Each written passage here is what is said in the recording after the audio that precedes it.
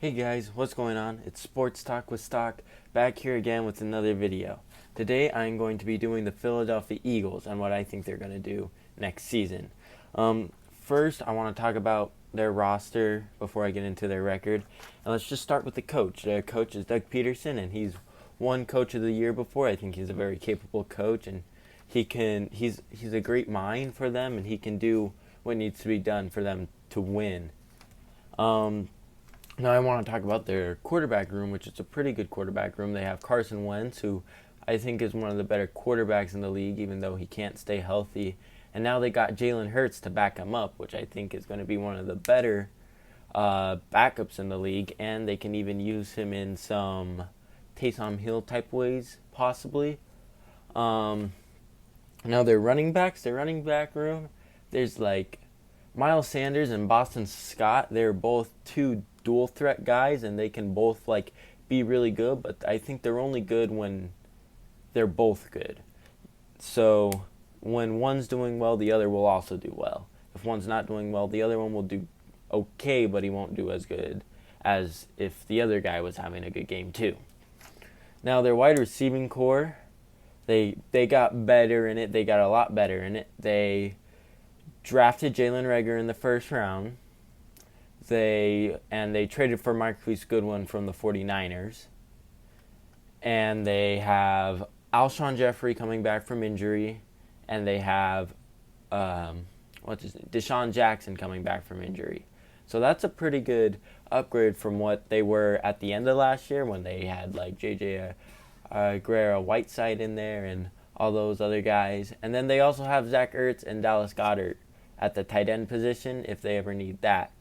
Now, their offensive line, I think their line can still be good. It's not as good as it has been, and it's not as good as it was when they won the Super Bowl, but they still have some key pieces from there, and I still think it can be really good. And now if we flip onto the other side of the line, the defensive line, their defensive line is still really good. They still have Brandon Graham and Fletcher Cox, and those are two really good guys that improve this defensive line and improve the entire defense. And now they also have Derek Barnett, who will have a bigger role, and all the rotational guys that they usually have. And their linebacker core looks pretty weak. And there's some people who can be pretty good from it, but just nobody really stands out. Now their defensive backs, that room improved. They got Nickel Roby Coleman, who is a good nickel cornerback. Then they got Darius Slay from trade with the Lions, and he's really good. He'll be pretty good for them. They got Trevor Williams, who can be good when he's healthy. Then they still have all the other guys who can be good when they're healthy. But that's the biggest challenge with the Philadelphia Eagles, is that they can't stay healthy. Now let's get into their record.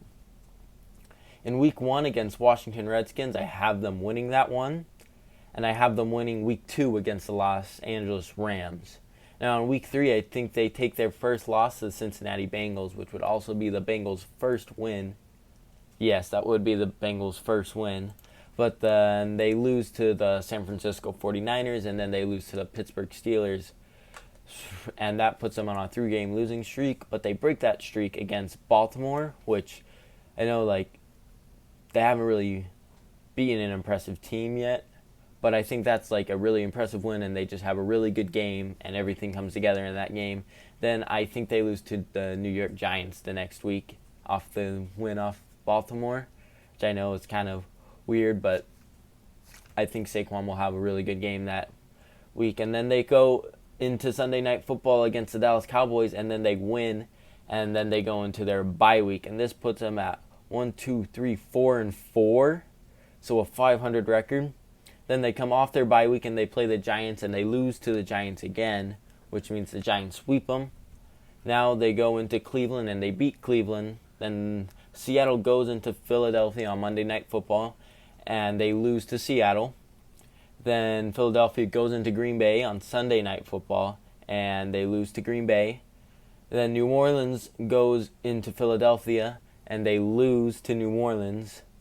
Then Philadelphia goes into Arizona, and they lose. And then they finish off their season with 2 wins Week 16 against Dallas, and Week 17 against Washington.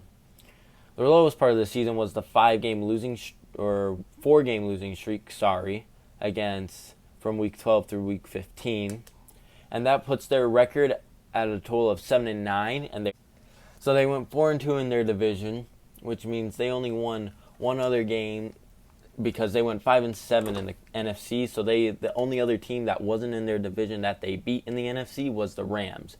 Every other team in the NFC they lost to. Now they went 4-4 at home, and they went 3-5 at away. So that's pretty good. Of course, you want to be better at home, but 500 at home I think is better for them. Now here's the other thing: they are only 1-5 against teams who had a winning record, and they were 6-4 versus a team that had a losing record. They have one of the harder schedules, but I think that it's just they're too weak and they'll be too injury prone. And I mean, it's hard to predict injuries, but they will go 7-9 and they will win the NFC East. They'll be the 4th seed in the playoffs. They have a really weak division, which I think gives them the upper hand. Okay, guys, that's my wrap on the Philadelphia Eagles season. They'll go 7-9. I hope you guys enjoyed. I want you guys to stay safe out there, and comment down below the next video you want me to do.